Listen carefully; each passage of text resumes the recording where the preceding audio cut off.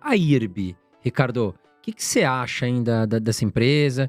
Ela vai conseguir se recuperar? Porque há uns anos atrás, era uma Ferrari na Bolsa de Valores. Todo mundo gostava de IRB, era uma empresa para longo prazo, uma empresa segura para se investir, de um setor perene, que é o de resseguros, né? O que você acha do case IRB? O que vai acontecer com o varejo em 2024? Muita gente questionando, poxa, Magalu é uma boa agora, Casas Bahia é uma boa. O que você pensa desse case? Vamos falar primeiro do varejo, né, eletrônico, digamos assim, mais do e-commerce. Sim.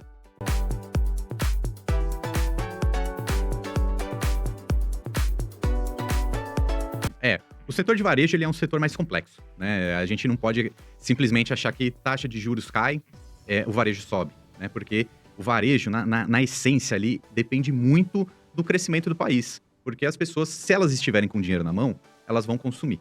Então, elas dependem muito de um PIB crescendo, né?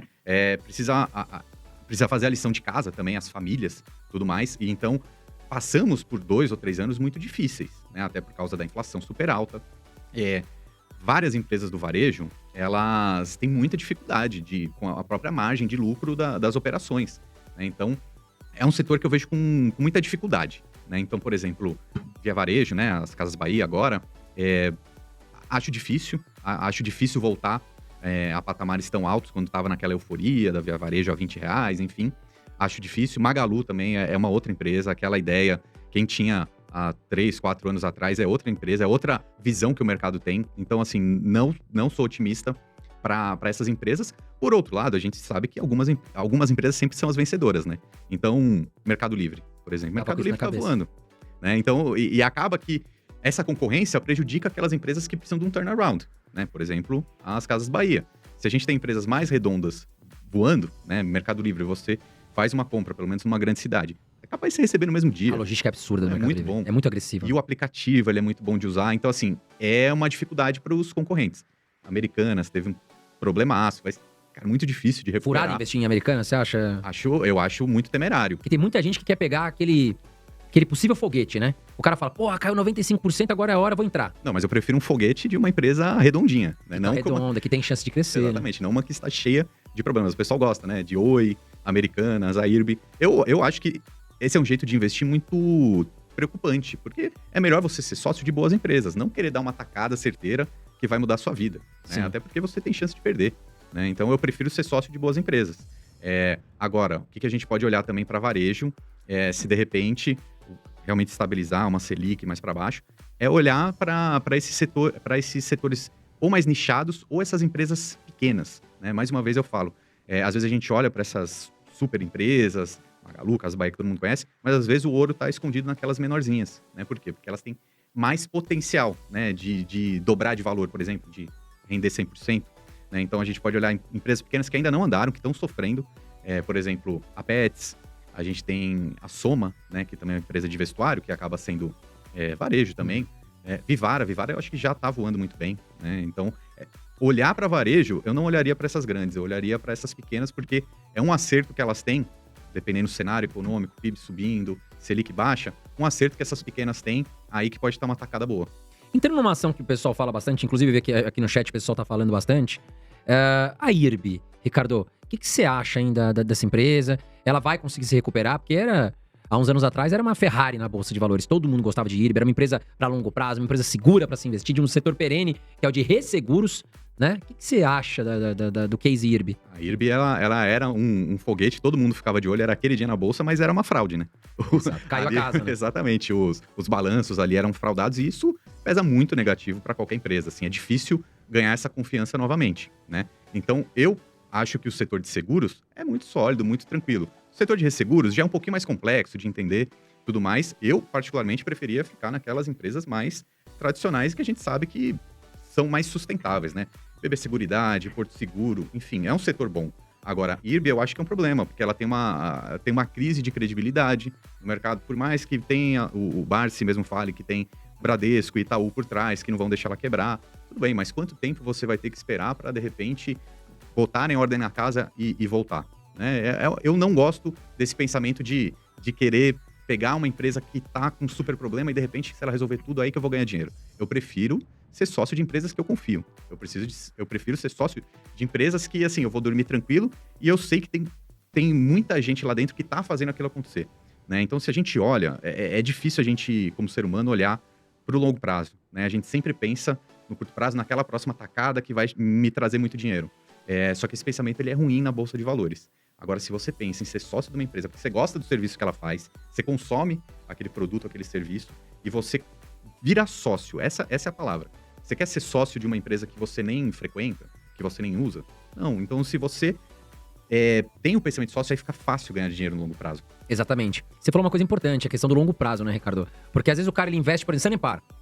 A gente já falou de Sanepar. Eu apanhei muito no meu canal, porque eu sempre defendi o case de Sanepar. Eu falava muito, porque eu acompanhava muito de perto os números. Então eu entrava mês a mês pra ver como é que tava os reservatórios de água, se tava subindo, como é que tava, porque passou uma época que os reservatórios no Paraná estavam baixos. E foi uma época péssima pra Sanepar. Por quê? Não chovia, os reservatórios estavam em baixa, lembrando que ela faz entrega de água, então é o produto dela que estava em falta. As pessoas tiveram que fazer um revezamento de água, né? A cidade ali. Então era 36 horas com água, 36 sem, bateu no lucro. Ao mesmo tempo, era época de pandemia. A Sanepar não pôde aumentar as tarifas na conta de água da população. Cara, tudo tava ruim pro lado da Sanepar. E mesmo assim, ela continuava apresentando aumento de lucros. A gente olhava o valuation da Sanepar muito baixo. E aí eu falava, cara, essa empresa tá barata.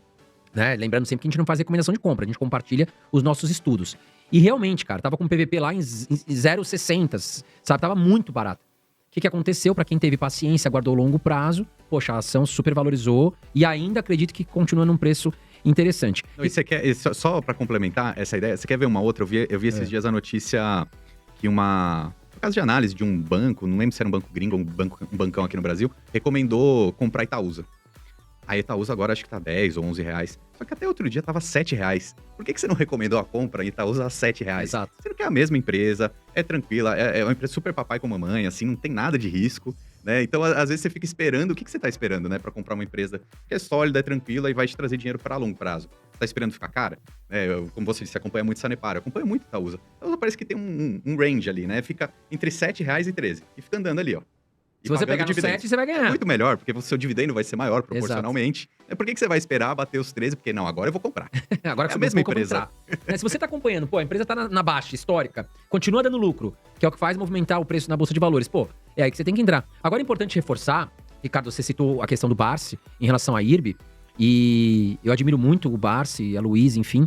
E eles têm a estratégia deles. Lembrando que o Barsi, ele tem menos de 1% da carteira dele investido em IRB. Então as pessoas têm que tomar cuidado. O que acontece? Muitas vezes a imprensa ou alguns jornais pegam a imagem de uma pessoa igual o Barsi, que claro, que é uma puta de uma referência, e exploram a imagem dele pra conseguir cliques. Aí coloca lá, Barsi investe milhões em IRB. Só que o patrimônio do cara tem bilhões. É um patrimônio, assim, um investimento em IRB, pra ele se virar pó, aquilo não vai mudar a vida dele.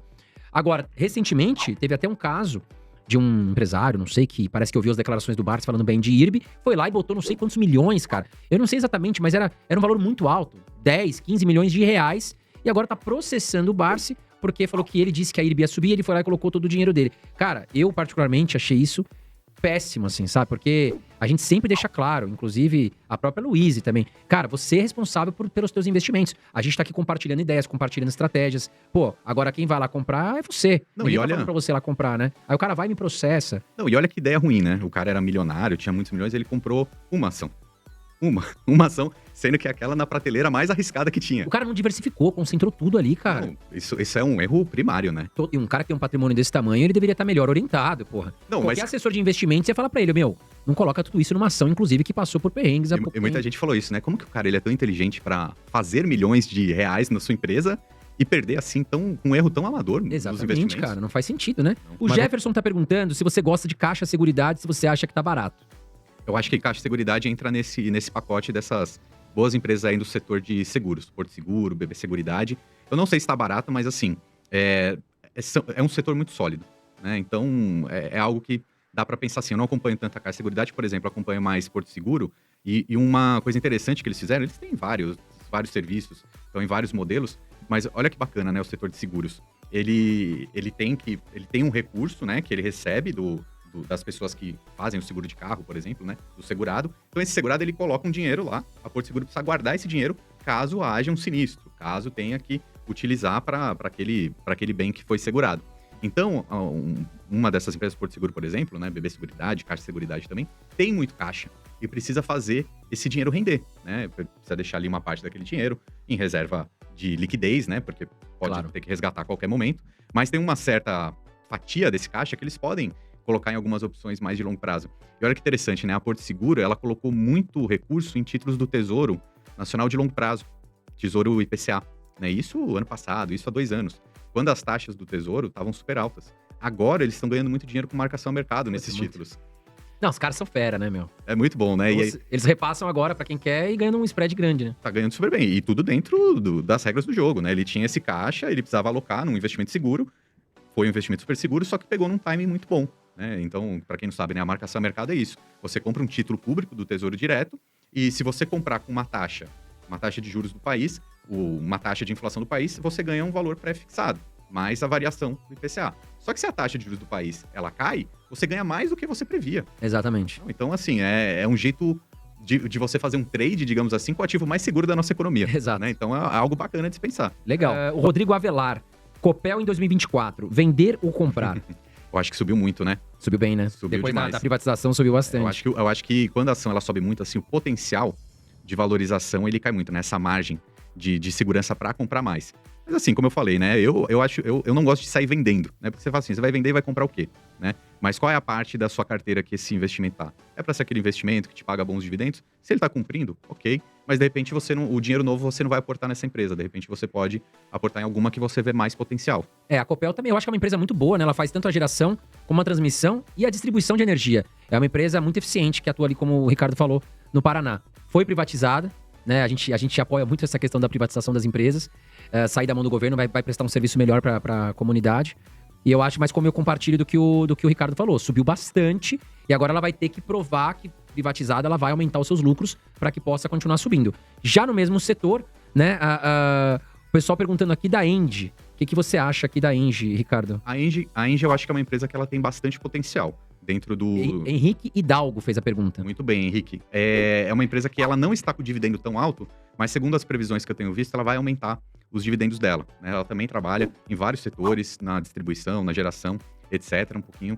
E então, assim, é uma empresa bem diversificada. Eu acho que vale ficar de olho nela, sim. É uma das top empresas do setor elétrico. E aí o investidor ele precisa ver quanto dinheiro que ele vai reservar para essa caixinha de empresas de utilities, né, do setor elétrico, porque são boas opções que a gente tem.